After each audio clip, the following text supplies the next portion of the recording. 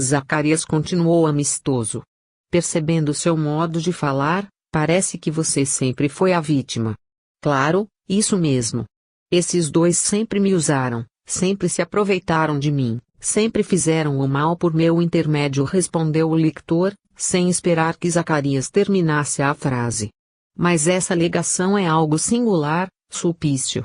Estou informado que você sempre desejou exercer influência sobre eles e se orgulhava de ser o braço direito de Pilatos, o organizador de seus festins, o participador em suas orgias, ao mesmo tempo em que mantinha o próprio leito aquecido por Fúvia que, como você tanto a cobiçara, aceitou entregar-se em troca de seus favores e sua cumplicidade. Mentiras, mentiras, seu velho caluniador. Eu sempre cumpri ordens e sempre fui enganado por essa corja de vampiros. Pois não é isso que eu conheço. Para mim, você também foi um algoz cruel e cheio de perversão sinistra. Porque, agora, não tem a coragem de se declarar como tal, se é com base nesse tipo de intimidação que você mantém a liderança sobre este grupo de pobres homens iludidos ou temerosos de sua crueldade. Vendo que a argumentação de Zacarias estava usando de seus defeitos e de suas práticas para atingir o moral dos que o seguiam e, como o mal sempre tem receio de abrir as grades da cela onde mantém encarcerados aqueles de que se serve como cúmplices para praticar a maldade, Sulpício foi ficando ainda mais incomodado. Sua respiração passou a se tornar barulhenta, como se profundos suspiros lhe infundissem forças para continuar falando. Escute aqui, meu velho, os que me seguem estão aqui porque querem isso.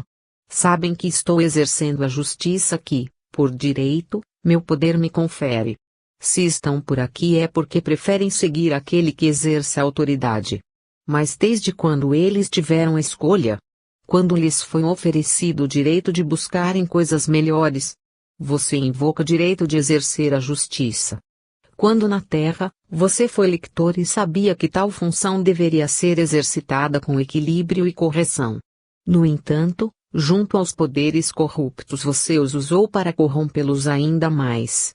Apresentando-se como cumpridor da lei, você a está desnaturando e violando. Falando de uma liderança e uma autoridade, outra coisa não tem feito do que manter estes homens sob a hipnose do medo, do estalar do seu chicote. Tanto isso é verdade que, na primeira oportunidade que seus homens puderam conhecer coisa melhor, não titubearam em abandonar o posto mentiroso que ocupavam aqui neste abismo e se dirigiram para outro destino. Por que você precisa desse chicote se, como você diz, os seus comandados o respeitam tanto? O silêncio era brutal. Só se escutava a palavra de Zacarias e a respiração de Sulpício. Os homens que o seguiam nada falavam. Todos estavam aturdidos pelas exortações verdadeiras de Zacarias. Ao mesmo tempo, alguns nunca haviam pensado em outras realidades por acharem que aquela forma de vida era a única possível, pois não diferia muito do estilo a que estavam acostumados quando da vida na terra, em um corpo de carne. Vendo que o ex-sapateiro estava comprometendo a sua autoridade, Sulpício se colocou ameaçador diante dele e gritou: "Você está falando este amontoado de mentiras porque seus sortilégios o protegem. Do mesmo modo que usa sua feitiçaria para se defender, eu tenho o meu chicote que impõe a ordem e mantém a disciplina. Queria vê-lo ser e falar tudo isso na minha presença sem estas cordas que não nos deixam passar. Abra a mão de sua magia, bruxa dos infernos, e vai ver como é que nos entendemos de forma diferente." Vendo-lhe o desafio e sabendo aonde ele o deveria conduzir, Zacarias não se fez de rogado. Levantou a mão e, em prece silenciosa que seu pensamento entretecia, pediu a proteção de Jesus naquele momento tão importante para aqueles espíritos. Imediatamente, uma parte das defesas vibratórias que estavam bem defronte de Sulpício se apagaram. Em uma extensão de alguns metros, desapareceu a faixa magnética para que o agressor pudesse estar diante dos enviados de Jesus. Sulpício exultou ante aquela demonstração de ingenuidade de seu oponente. Vendo aberta a passagem, deu os passos necessários para ingressar no perímetro outrora protegido, acreditando que os homens o seguiam de perto. No entanto, os demais soldados estavam amedrontados com as manifestações de poder daquele ancião. Estavam fixados no solo sem darem um passo para a frente. Vamos, homens, venham comigo, gritou Sulpício, enquanto caminhava na direção de Zacarias, segurando o chicote em uma das mãos, com a outra mão apoiada no cabo da espada que trazia presa à cintura. No entanto, poucos se mostraram dispostos a ir em sua companhia. Apenas 6 dos seus mais chegados o acompanharam, meio confundidos. Imaginavam que, agora, seria fácil resgatar os prisioneiros guardados ali no ambiente da choupana. Sulpício aproximara-se de Zacarias, arrogantemente. E agora, meu velho tolo, vamos logo devolvendo os meus pertences, aqui não existe nada que lhe pertença, a não ser seus próprios erros, meu filho. Que filho que nada. Nunca tive um pai tão idiota como você. A palavra hostil demonstrava o desejo de se colocar acima das vibrações de energia que o atemorizavam. Sulpício nunca estivera diante de homens tão corajosos, a não ser uma única vez em sua vida. Sabendo que seu espírito estava assimilando as forças daquele ambiente protegido, Zacarias sinalizou para que Lívia se apresentasse diante do lictor. A nobre entidade, revestida das humildes vestes de escrava, como no dia em que estivera nos aposentos de Pilatos pedindo pela vida de Jesus, não titubeou. A passos firmes adiantou-se e se postou à frente de Sulpício. O susto do ex-ajudante de Pilatos foi forte a ponto de recuar alguns passos. É que a sua consciência culpada, ainda que entulhada de preocupações outras, acusava-o de ter prejudicado aquela mulher nobre, graças à calúnia de Fúlvia a quem a sua cupidez e luxúria tanto queriam agradar e conquistar nos seus sonhos masculinos degenerados. Vendo a figura da mesma Lívia que julgara equivocadamente, sua alma se apercebeu diante de uma de suas vítimas mais inocentes. Para esse tipo de confrontação, ele nunca tinha pensado em alguma arma de defesa. Meu irmão Sulpício, que a paz de Jesus esteja em seu coração. A saudação de Lívia não deixava dúvidas. Era a mulher que Fúlvia odiava e que ele ajudara a desgraçar com a calúnia. Diante da palavra doce, nada respondeu. Você está aqui, neste momento, para receber o convite do amor e da bondade a fim de que deixe este caminho de sofrimento e de dor e traze outro roteiro para a sua jornada de espírito. Não pedi conselho a ninguém, falou arrogante o servidor das trevas. É verdade, meu irmão. Mas não há dúvida alguma que o bem nunca se desocupa daqueles que ama e deseja ajudar. Não são exortações que o acusem. São apenas convites para a sua regeneração. A palavra daquela entidade humilde lhe caía no interior como um orvalho no espírito inquieto. Lembre-se daquele dia em que você nos perseguiu na Samaria distante. Buscando o exercício de seus caprichos, você, que tem se declarado vítima dos outros e, sobre essa alegação, tem edificado o edifício da sua justiça vingadora, está sendo convidado a mudar seu enfoque. 2 mulheres e uma criança sendo buscadas pela sanha criminosa, que não pertencia a ninguém mais que a você mesmo. Lembre-se de que não foi por ordem de Pilatos que você encetou aquela viagem. Foi pela sua própria solicitação, invocando os serviços prestados, a fidelidade cega, a conivência nos delitos morais do governador, que você conseguiu o que desejava. Perseguir a mim e a Ana, a quem seus desejos masculinos pretendiam dominar, foi escolha sua, deliberação sua, responsabilidade sua. Não houve nem Fúlvia nem Pilatos nessa hora. Houve apenas Sulpício. A memória de Sulpício parecia rever os quadros daquele tempo tão distante. A vivenda modesta de Simeão. A pobre e rústica cruz à porta. Os bancos de madeira ao redor da mesa singela onde todas as tardes se reunia o povo da redondeza para escutar as belezas do reino de Deus da boca santa daquele ancião. Os soldados que o acompanhavam na busca, 2 mulheres indefesas e uma criança. Tudo isso se foi avolumando em sua consciência, que parecia trazer do mais profundo o filme da cena como se ela estivesse acontecendo naquele mesmo minuto.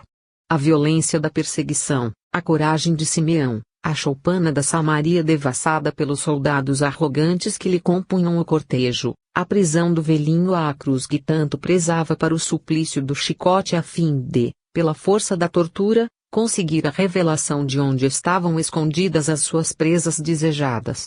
Relembrava do povo da redondeza que chegava para assistir àquele dantesco espetáculo. Nenhum que se permitisse tomar a defesa de Simeão naquela hora. Todos que admiravam-lhe as palavras e ninguém que tivesse coragem de colocar em prática os ensinamentos recebidos, por medo de serem sacrificados igualmente pelos violentos soldados. Mais do que isso, ninguém que tivesse a honradez de dizer-se amigo do ancião, negando conhecê-lo para não se comprometer ante o arrogante perseguidor. Ante tais lembranças, Sulpício estava estático.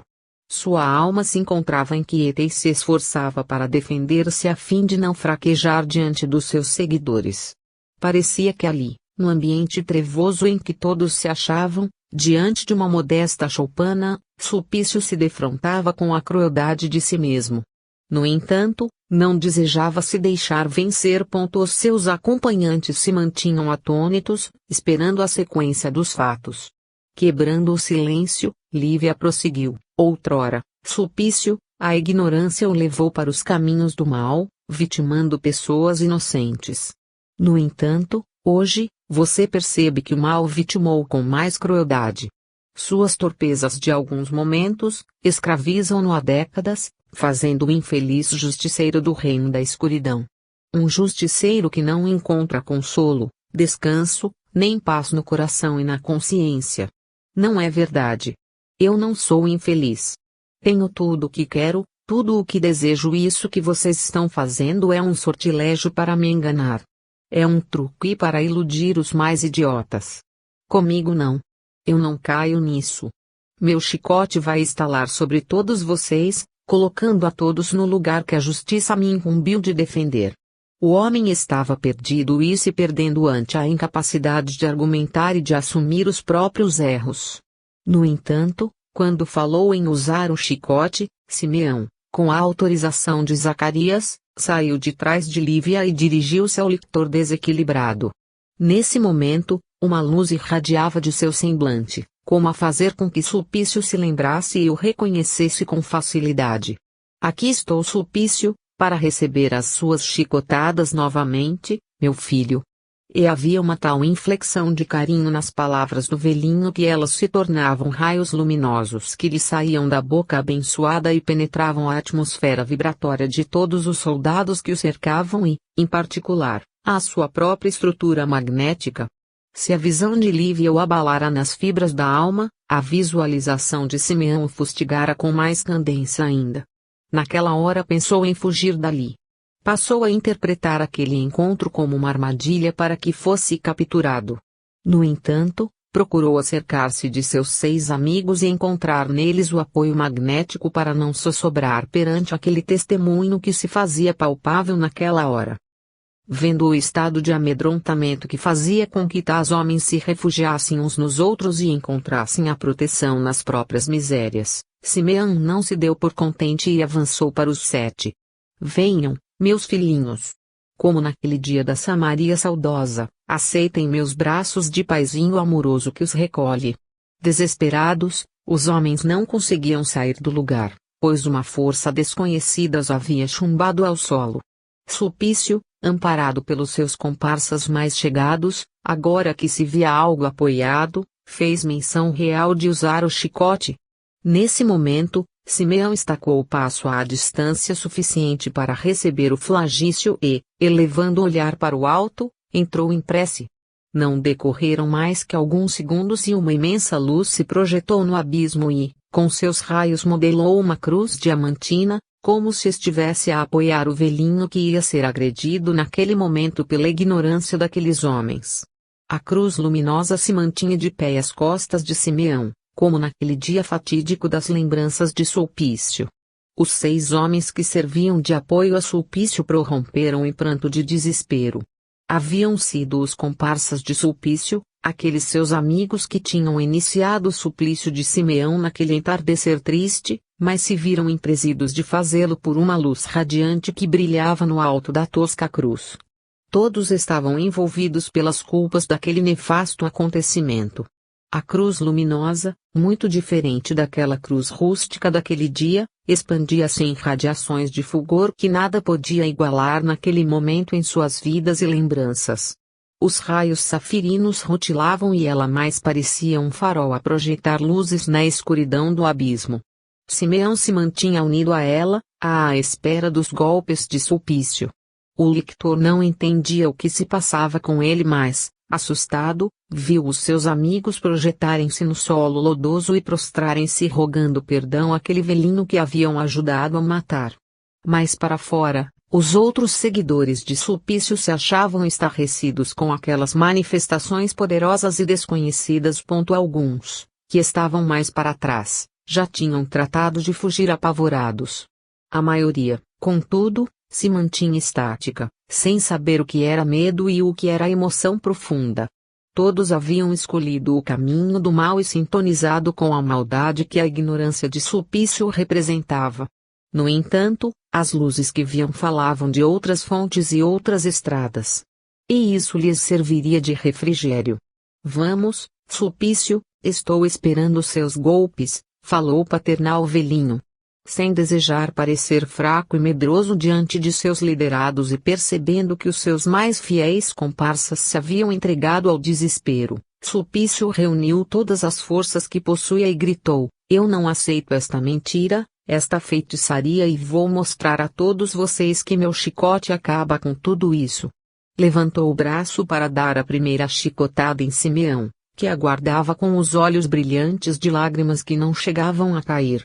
No entanto, antes que a tira de couro agressiva cruzasse o ar pesado daquelas paragens, um raio potente que fulgurava no alto do madeiro, projetou-se sobre Sulpício e lhe atingiu em cheio o coração, como que a perfurar-lhe a roupagem grosseira e a ferir a estrutura apagada de seu espírito. Imediatamente viu-se a luz percorrer-lhe todo o corpo de energias até então escuro porque saturado daquelas vibrações opacas e grosseiras, rasgando-lhe toda a estrutura e iluminando-o de dentro para fora, como se Sulpício fosse um abajur cuja lâmpada estivesse oculta por grossas camadas de um barro endurecido que, agora, por força da luz que irradiava por dentro, eram quebradas e dissolvidas. O espetáculo daquela cena era inusitado. Sulpício fora atingido pelo raio luminoso no exato momento em que iria repetir a mesma atitude de mais de 20 anos atrás. No entanto, agora, as coisas seriam diferentes. O algoz recebia o que a bondade era capaz de entregar como resposta à agressão. Ao redor, todos se viram abismados com o poderio daquela energia que, rutilante, a todos chegava e a todos convidava para a mudança necessária. Chocado pela carga de energias renovadoras, Sulpício fora atirado ao solo, vencido. Enquanto isso acontecia com ele, os raios mais potentes da imensa cruz diamantina iam penetrando no coração de todos os que se haviam dirigido para aquele local, mesmo no caso daqueles que tinham vindo de longe apenas por curiosidade ou sem sincero desejo de melhoria. Em muitos pontos da turba, os raios produziam o mesmo efeito que em Sulpício. Em outros locais, os miseráveis se afastavam correndo como podiam, não desejando receber a luz e atirando-se, novamente, nas furnas que encontravam. Mas aquele havia sido um momento tão especial na organização do bem, que melodiosa sinfonia descia do alto, inundando os ouvidos e confundindo os mais endurecidos sentimentos.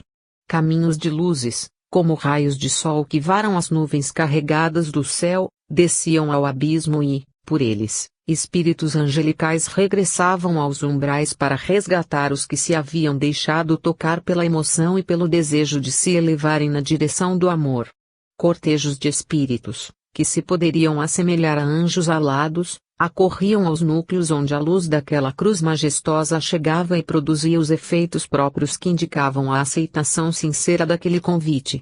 Poder-se-ia dizer que centenas de milhares de entidades luminosas se aproveitavam daquele momento de fé que se fazia presente nas trevas do mal, para irem em socorro dos desesperados e perdidos.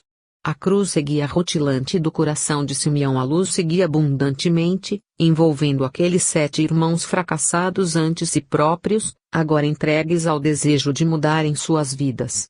Os outros 3, Zacarias, Lívia e Cleofas, emissários do amor e da bondade no seio das trevas, se achavam congregados ao redor da cruz de Simeão, apoiando o valoroso apóstolo da Samaria que, por sua muita fé em Jesus e para defender os inocentes, em sua última encarnação na terra, aceitara a morte honrosa preso à cruz tosca e, por isso, agora, recebia o privilégio de iluminar-se com a cruz do sacrifício para torná-la o símbolo de amparo aos desesperados das trevas. Depois de observar que Sulpício havia se prostrado, igualmente, junto ao solo úmido daquele local, vencido pelas lágrimas e pelo desespero diante do enfrentamento de seus próprios remorsos, Simeão dirigiu-se até ele e, paternalmente, levantou-o em seus braços acolhedores. Olhou-o nos olhos avermelhados e lhe disse, com inexcedível carinho: de hoje em diante, Sulpício, você será meu filho muito amado.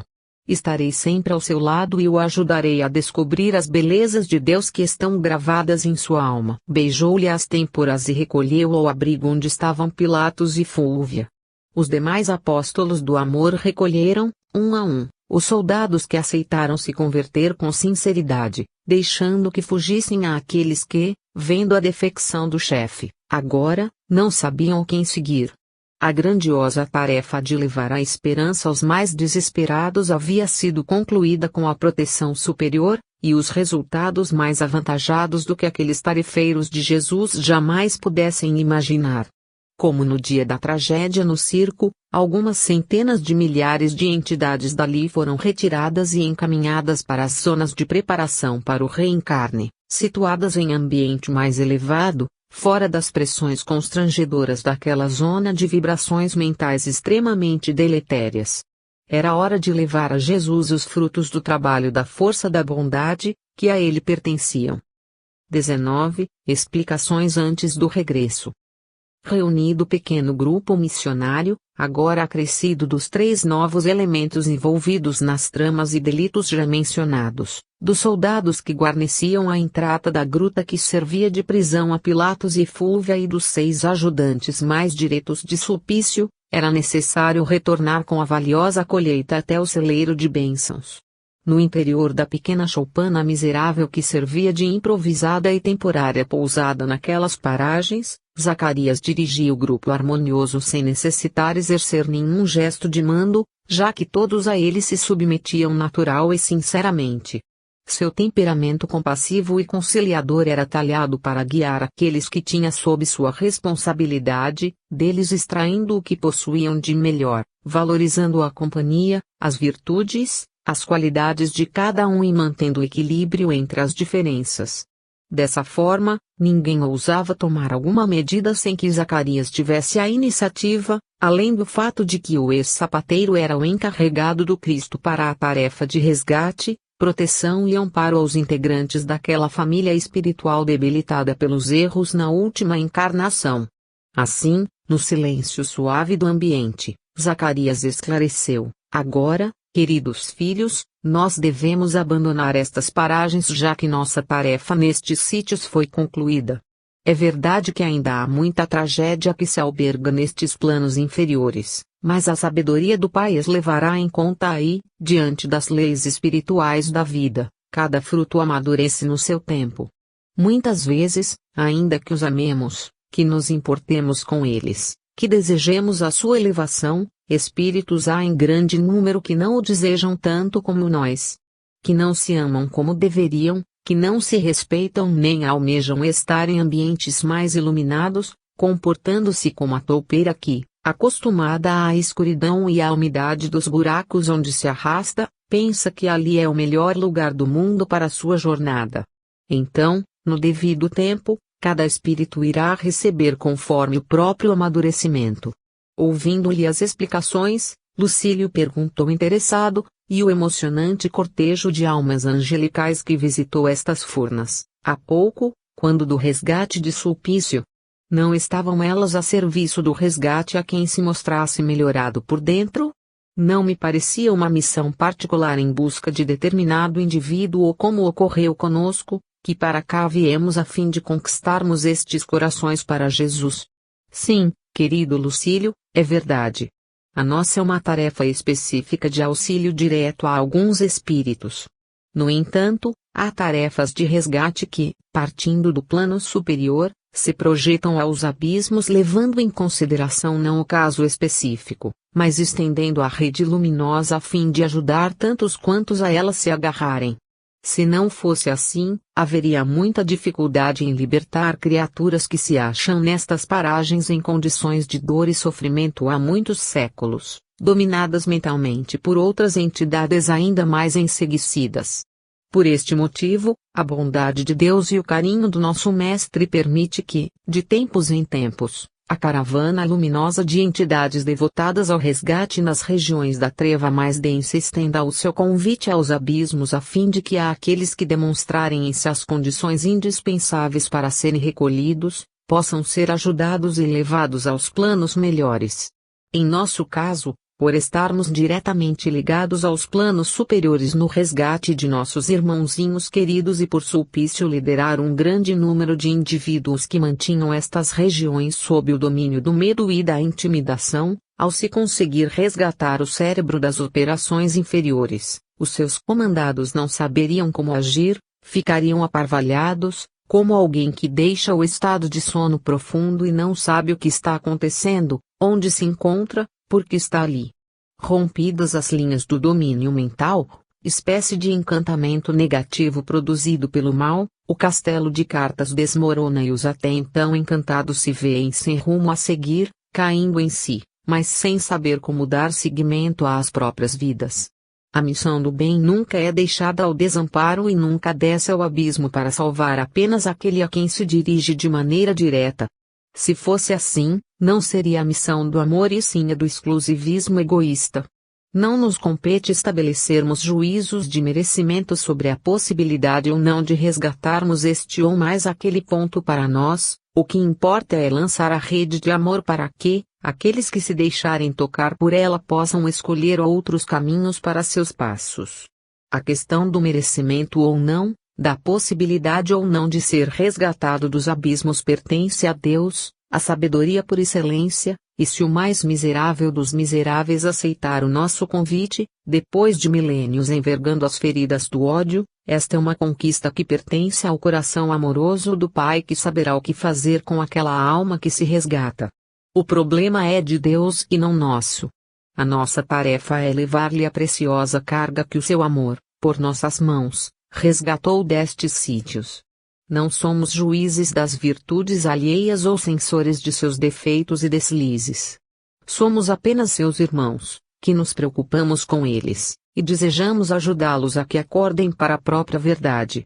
Dessa forma, Lucílio, quando Simeão se postou lá fora, diante daquele que lhe fora o algoz violento, relembrando os momentos em que perdera a vida física ao pé da grande cruz na Samaria de ontem, o símbolo tosco de outrora transmutou-se em luminoso sinal de esperança, maneira pela qual, certamente, Jesus respondia ao nosso esforço de iluminar as criaturas nestas paragens, o que não conseguiríamos fazer em abundância sem sua ajuda devido às imensas limitações de nossos espíritos. Se levantássemos a voz para pregarmos o reino de Deus, receberíamos uma saraivada de impropérios, pedradas, dardos venenosos que nos seriam desferidos pelos próprios infelizes. No entanto, os métodos do amor para as causas coletivas são muito mais belos que um discurso repleto de palavras luminosas. Jesus não se preocupa em falar, apenas. Primeiro ilumina para que oriente os passos. Depois de estabelecido o foco que atrai pela esperança que comunica aos mais endurecidos, que eles mesmos podem constatar através das sensações pessoais e que, por si próprios, se deixam atrair, aí chega o momento da palavra como semente na terra preparada pela charrua luminosa da bondade. As forças que nós acendemos ao redor desta choupana já serviram para iniciar o processo de resgate coletivo, atraindo almas desditosas que sabem que a luz significa esperança e auxílio. Como mariposas atraídas pela chama, arrastaram-se milhares de espíritos aflitos, clamando perdão e a consideração do alto para suas dores. E se é verdade que entre eles, boa parte se contava entre entidades mentirosas e aproveitadoras, maliciosas e espertas, outra parte era composta de espíritos cansados, desiludidos, desarvorados, sem forças para lutar, vitimados pelas induções vibratórias que os dominavam.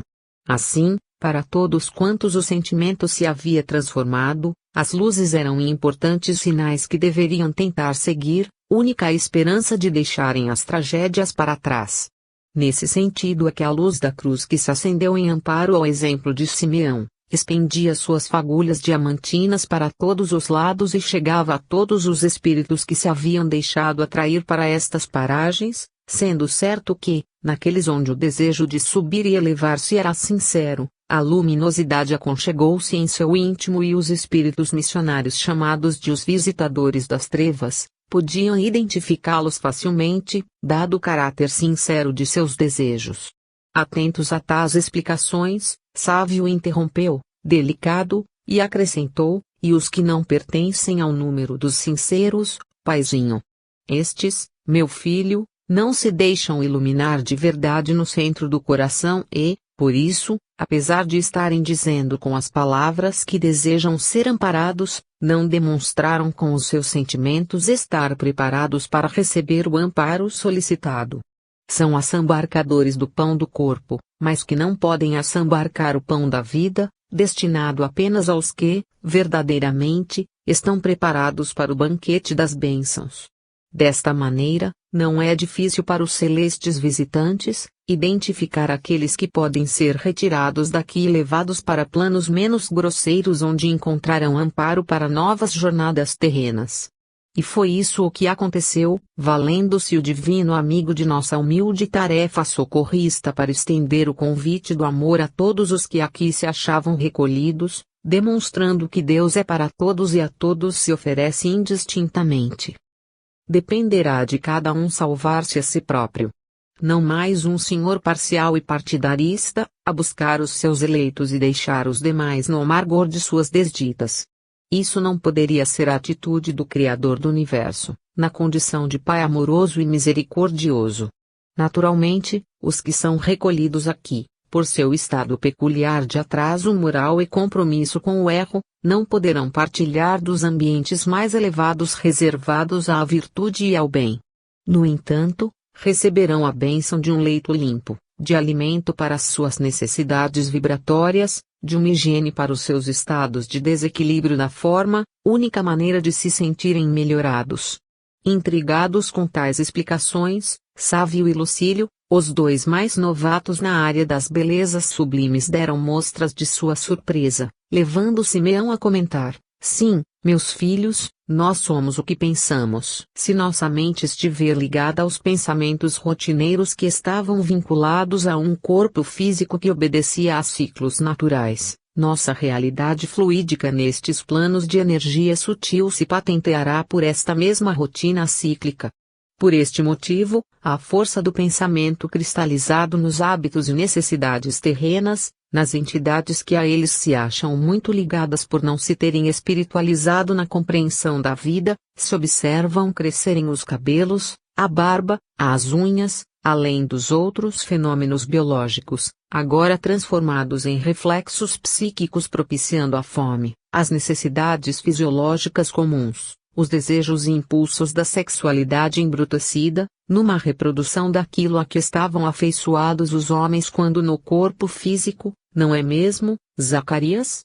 Observando carinhosamente a intervenção de Simeão, dentre eles o que há mais tempo havia sido reconduzido ao mundo invisível, quase que no mesmo momento que Sulpício, Zacarias sorriu e complementou, confirmando-lhe as informações: sim, querido Simeão. As suas orientações são preciosas lições para a nossa ignorância. Os pensamentos acompanham o ciclo biológico do corpo, mesmo quando o corpo físico algum sobreviva. Daí ser tão importante a disciplina dos pensamentos, tanto aqui quanto no ambiente terreno, quando envergarmos novos corpos físicos por força da evolução que nos espera para novas experiências. A única maneira de ajudar a contento estes irmãos é preparar-lhes o ambiente que atenda às ideias equivocadas que estão alimentando há muitos anos. De nada adiantaria fazermos discursos explicativos de que não são mais necessárias comidas ou formas de alimentação como as que estavam afeiçoados quando na Terra. Aqui, na condição alienada em que se encontram tais entidades, um prato fumegante de sopa é mais precioso que um discurso de Sócrates. É mais rápido transformarmos um alienado como estes em um ser mais consciente oferecendo-lhe uma cama limpa e perfumada ou um pouco de comida do que dando-lhe instrução ou obrigando-o ao raciocínio filosófico. Primeiro o equilíbrio, depois a aula. Primeiro o amparo, depois a lição. Sem isso, não seria justo retirá-los de seus buracos. Se a bondade não se dispuser a compreender o mal, é melhor deixá-lo onde está, pois não se conseguirá melhorá-lo à força de ordens e punições. Daí porque o amor se ocupa de reproduzir o ambiente de que necessitam tais entidades a fim de que, conquistado razoável equilíbrio, possam ser levadas a outras áreas do longo curso da própria reabilitação.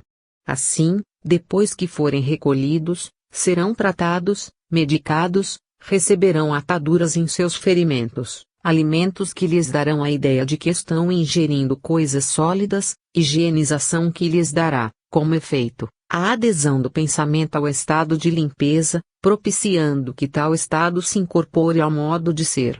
Receberão tratamento capilar que lhes retirará o excesso por meios que eles estão acostumados, como a velha tesoura, cortar-lhes-ão as unhas, trocar-lhes-ão as vestes puídas por outras, simples e limpas. Tudo isso permitirá que eles modifiquem o seu modo de pensar e de se encararem, abrindo espaço mental para o passo seguinte que, naturalmente, será mais difícil, pois significará o começo do aprendizado sobre os erros cometidos, sobre as tarefas que nos aguardam para o dia seguinte de nosso despertar.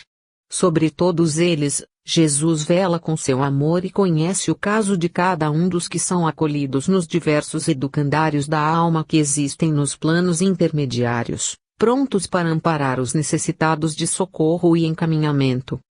No universo, tudo se encadeia pelas leis da solidariedade. Não existem mais as eternas figuras da vítima inocente e do tirano agressor, como a simbolizarem anjos e diabos em conflito. Existem apenas almas débeis que se entregam ainda à ignorância e almas debilitadas que estão se tratando através da ingestão do único remédio eficaz para debelar nossas enfermidades, o amor verdadeiro. É por isso que estas últimas, em tratamento, se dispõem a amparar as primeiras, indiferentes e violentas, sem exigir que se transformem de imediato. O remédio do amor é paciente e tolerante, fraternal e compreensivo e não se vale das mesmas armas da ignorância para ampará-la. Enquanto o grupo recebia estas instruções de Zacarias e Simeão, os demais resgatados se encontravam como que em estado de adormecimento leve, já sob o influxo das forças positivas daquele ambiente. Pilatos era o menos inconsciente, pelo longo período de sofrimentos que suportou e pelas mensagens de bondade que já havia incorporado graças ao trabalho fraterno de Zacarias e Lucílio quando de sua última existência material. Fúlvia, Sulpício e os demais, no entanto, estavam profundamente adormecidos, única maneira que a natureza espiritual encontra de proteger os mais preciosos tecidos da mente do ataque da culpa, do remorso corrosivo, do medo e da vergonha cáusticos. Manter o pensamento isolado através da sonoterapia dirigida era a forma menos dolorosa de permitir que fossem transportados para planos menos densos, a fim de se sentirem, depois, acordando de um longo e doloroso pesadelo, em ambiente mais fraterno e protegido. Retomar a vida mental do ponto em que foi interrompida a cadeia dos nossos desatinos e crimes é um momento muito delicado, já que quando lembramos de nossos atos, lembramo-nos, igualmente, de nossas vítimas e, daí, lembramos de nossa ignorância e de nossos erros. Em geral, esse é um choque muito violento para todos e, por isso, o mundo espiritual se prepara para torná-lo o menos cruel possível. Era isso que aquele grupo de abnegados lutadores do bem iria fazer, a partir de agora, quando deixariam o ambiente abissal onde haviam se projetado para encetarem a longa jornada de regresso aos planos mais luminosos, ainda que estivessem muito longe das paragens celestiais onde Jesus os aguardava. Assim, leitor querido, não perca seu tempo fazendo mal, pensando no mal, sentindo mal. Alguns dias com mágoa no coração, podem significar anos nas regiões densas da dor e do desencanto. Não perca a oportunidade de estar na terra e pedir desculpas ou aceitar esquecer o mal que lhe foi feito. O erro é sempre marca profunda no coração daquele que o comete, apontando-lhe a deficiência de compreensão e a necessidade da alma. Você não precisa ser mau para que o que fez o mal seja punido. A lei do universo nos isenta dessa degeneração moral ao fim de punir os que falham, valendo-se da própria maldade que eles mesmos demonstram ter, por ignorar tais leis em si próprios. Sua vida deve ser um hino à bondade, pois só assim, você será capaz de estar envolvido pelo cântico doce e inspirador do bem que o protegerá sempre. O mundo espiritual é muito mais belo e complexo do que aquilo que nos é possível revelar-lhes nestas pobres linhas. Nada do que você fizer ficará desconhecido no plano da verdade e, mais do que os fatos em si mesmos, eles virão com as marcas indeléveis das intenções mais profundas que estavam dentro de si quando você agiu como agiu. E é pela intenção, mais do que pelo fato, que as leis premiam ou punem, amparam ou deixam o indivíduo entregue aos seus próprios desatinos.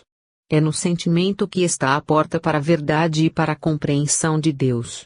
É no coração que se encontra a nossa sentença de condenação ou absolvição. Lembre-se disso. 20. A volta.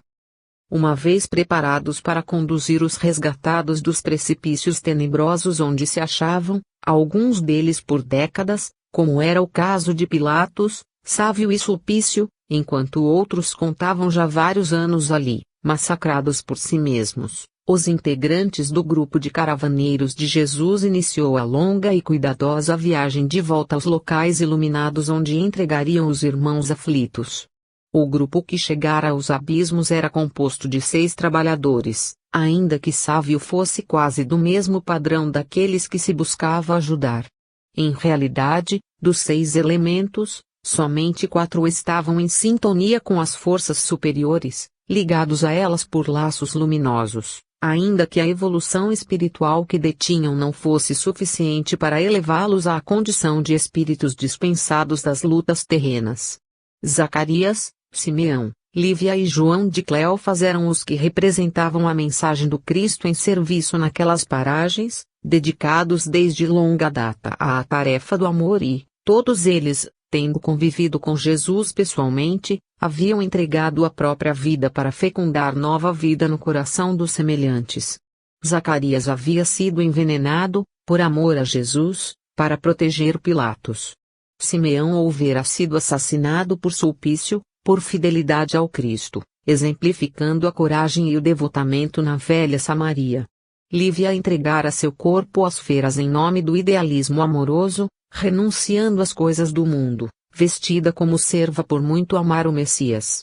João de Cleófas havia desempenhado a difícil missão de trazer a Roma a advertência do mundo espiritual sobre os tempos difíceis que se aproximavam e, em testemunho de suas próprias palavras, servira de exemplo vivo, igualmente entregue aos leões no circo romano, elevando os cânticos para que todos vissem o quanto o amor do Divino Mestre é poderoso para sustentar aqueles que não temem o mundo. Assim, a vida dos 4 fora de dedicação ao sofrimento resignado, de semeadura bendita e de sacrifício heróico ao final. Já Lucílio, a alma simples e generosa, era um indivíduo que admirava as mensagens de Jesus, conquanto ainda não estivesse amadurecido para compreendê-las plenamente. Do mesmo modo fora supliciado no circo depois de ter aprendido as lições amorosas com o ex-sapateiro Zacarias. No entanto, em sua alma, a capacidade de penetração, de discernimento, ainda não havia sido esculpida por uma vida de entrega e devotamento. Estava melhor do que era, mas ainda não se revestia daquele caráter que só se consegue no enfrentamento das batalhas da existência, nas quais se exercita a renúncia, a resignação, a humildade, a compreensão, o perdão incondicional das ofensas. Por fim, Sávio era o mais enfermo dentre os 6 que, envergonhado pelos seus erros, se mantinha morador dos umbrais mais densos como forma de ajudar no desempenho da tarefa que Zacarias lhe havia incumbido, como seu tutor espiritual e o seu paizinho, como era chamado o ex-sapateiro pelo espírito daquele que o havia envenenado. Assim, Sávio estava em tratamento e, percebendo o erro cometido, aceitou ficar naquelas paragens no trabalho humilde do bem, não tendo condições para elevar-se a patamares mais luminosos.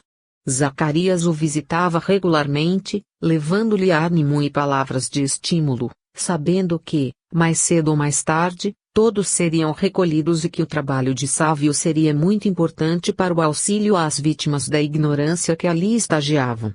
Agora que o processo de sofrimento houvera sido substituído pelo processo de auxílio, todos deveriam seguir para novos ambientes, sendo certo que, além de Pilatos, Sulpício e Fúlvia, o grupo se responsabilizará pessoalmente pelo auxílio direto a mais 9 soldados, 3 que faziam a guarda da Gruta Trevosa e outros 6 que seguiam Sulpício, que, ao contato com a palavra e a força de Jesus que lhes fora apresentada pelos caravaneiros do bem, se converteram e aceitaram mudar o rumo de suas vidas.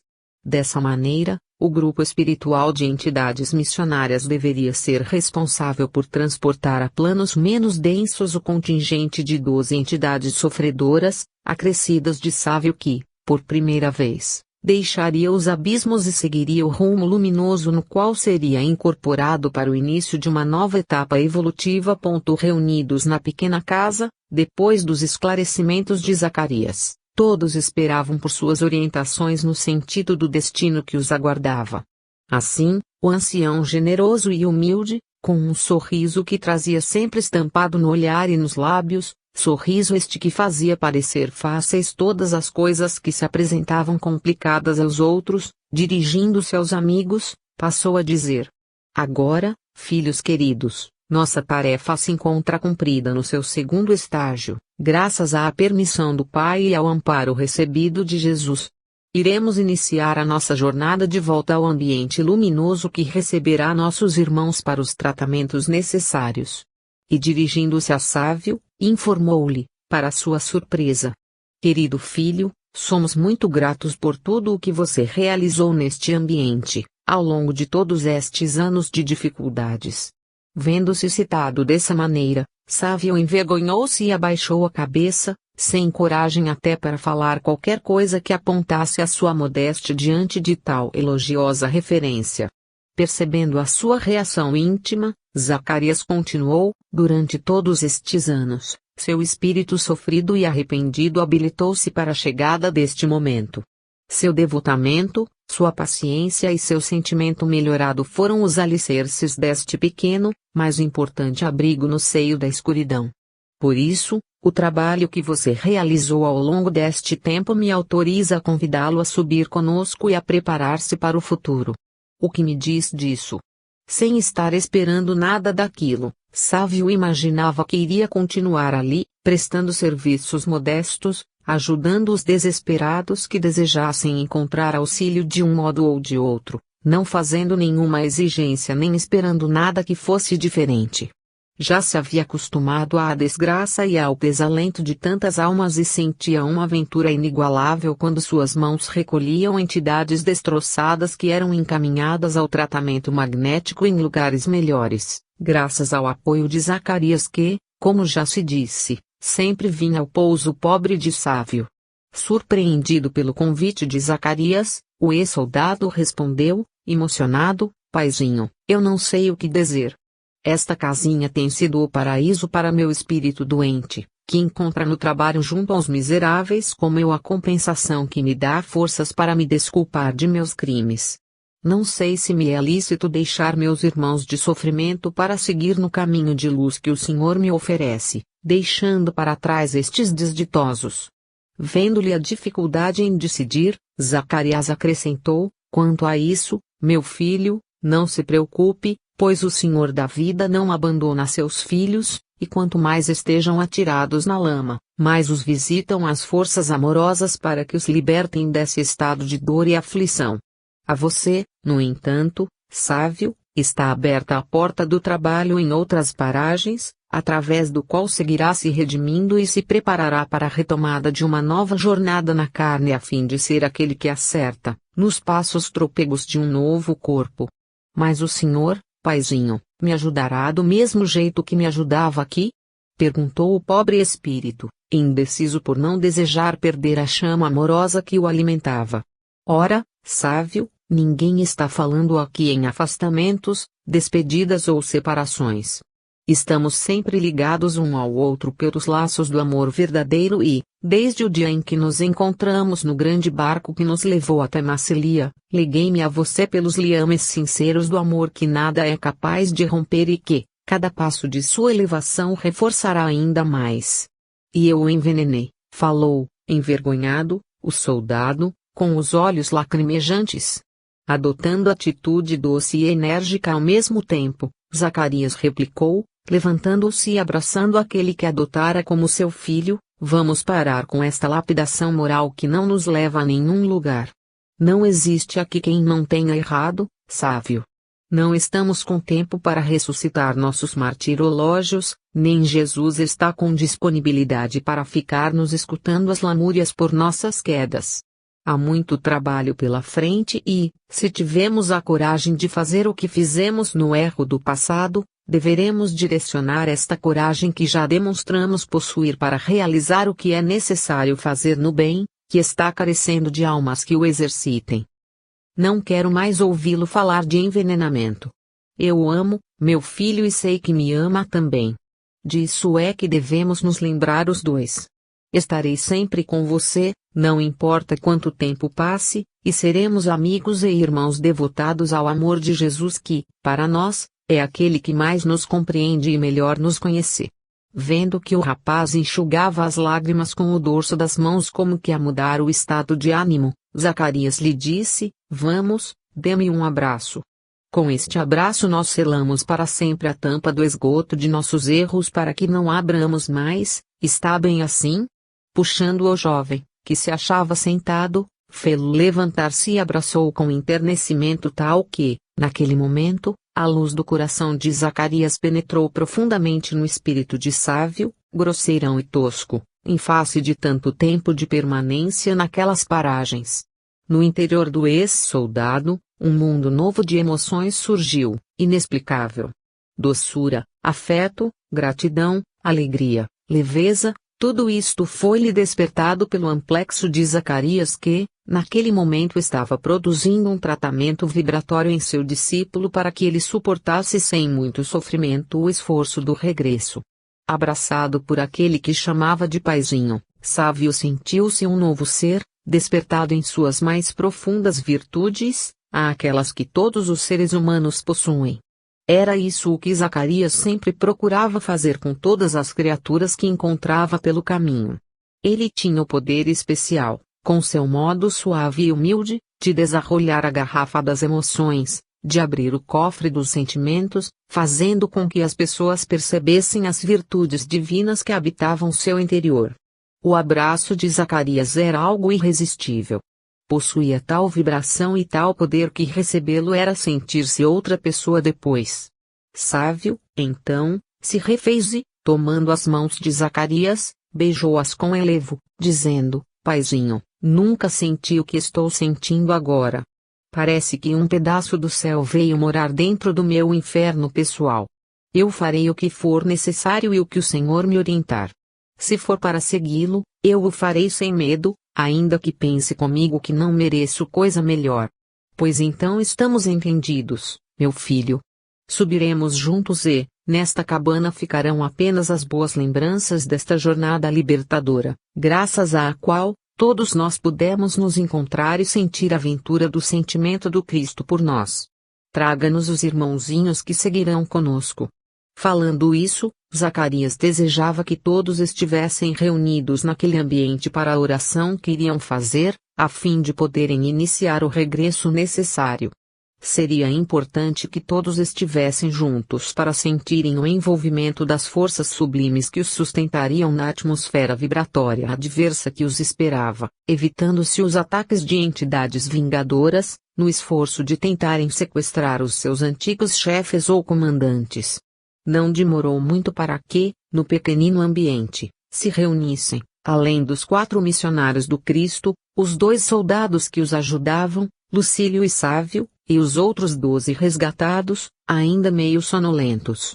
Lá fora, A noite pesada da escuridão tornava tétricas todas as paragens, não contando com nenhum foco luminoso, depois que a cruz de Simeão se apagara ao término da tarefa de resgate.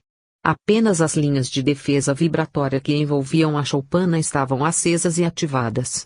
Em seu interior, os 4 espíritos amorosos se postaram em cada canto do aposento e os outros se permitiram ficar no centro deste ambiente, para que a oração os envolvesse integralmente. Irmanados pelo ideal de regressar ao seio do Mestre, Zacarias solicitou ao coração maternal de Lívia que fizesse a oração. Emocionada com a solicitação, a alma daquela mulher que soubera suportar todas as injustiças da terra com humildade e fé em Deus e em Jesus, se viu transportada para sua condição de esposa e mãe, passando a sentir por aqueles infelizes o mesmo amor que nutria pelos filhos terrenos. Elevando o pensamento e abrindo os braços como que simbolizando abraçá-los, no que foi imitada pelos outros 3 que se colocavam nos outros vértices do aposento, Lívia proferiu sentida oração, como se as palavras não lhe saíssem da boca, mas sim do centro cardíaco. Mestre amoroso, aqui nos achamos quais folhas secas entregues ao vento de nossas próprias paixões e erros clamorosos. Nada somos e nada temos que não tenhamos tomado por empréstimo de teu tesouro majestoso. E depois de nos termos projetado no abismo de nossas mazelas, eis que, no seio lamacento da desilusão, encontramos estas pedras preciosas que desejamos entregar-te como sinal de nossa gratidão. Aqui estão os filhos que são as pérolas preciosas do teu ensinamento, para cuja aquisição somos capazes de empenhar todas as nossas riquezas, vender todos os nossos bens e sacrificar todos os nossos poucos valores. Elas te pertencem, amado Jesus. Desejamos entregar-te o que é teu por direito e, assim, rogamos a tua proteção para o nosso regresso ao teu seio que nos aguarda a volta, como o pai espera a chegada dos filhos viajores que se afastaram em tarefa. Ilumina nossa jornada, pois nossas forças são pequeninas diante da empreitada que nos espera. Confiamos em tua amorosa solicitude, pois não temos nada mais do que ela para nos guiar na nossa escuridão e fragilidade. Enquanto ia falando com o coração de mãe, generoso e límpido, ocorria com Lívia o mesmo que ocorrera com os demais servidores do bem quando em oração. Suas próprias faculdades se revelavam e seu espírito, abandonando a forma aparentemente material que envergava, permitia que sua essência se apresentasse aos olhos de todos. A sua luz passara a refundir todas as criaturas que a cercavam. Seu peito rutilante parecia revestido de diamantes que brilhavam por si próprios, enquanto que seus trajes de humilde serva foram substituídos por túnica lirial, que parecia ter sido tecida com raios de luar colhidos da lua cheia que nascia em algum lugar sobre a terra. Seus cabelos dourados passaram a esvoaçar como se uma brisa os movesse suavemente.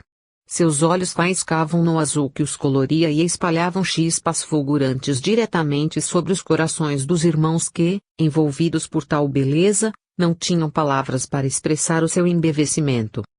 Os fenômenos luminosos igualmente se faziam sentir nos outros 3 integrantes daquele balizamento protetor, sendo menos intenso do que em Lívia pelo fato de estarem, todos eles, submetidos ao seu influxo, acompanhando-lhe a oração emocionada.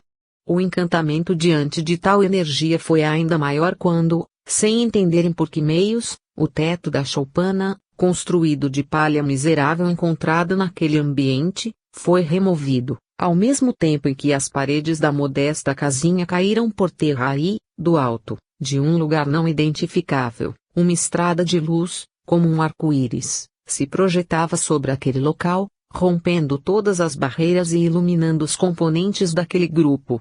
A força da oração de Lívia o vera conectado às fontes superiores que, agora, respondiam ao coração sincero enviando a proteção necessária ao transporte deles aos locais seguros. A estrada luminosa parecia feita de névoa esvoaçante que só suportaria espíritos que tivessem aprendido a se tornar leves e seus sentimentos de sinceridade e devotamento.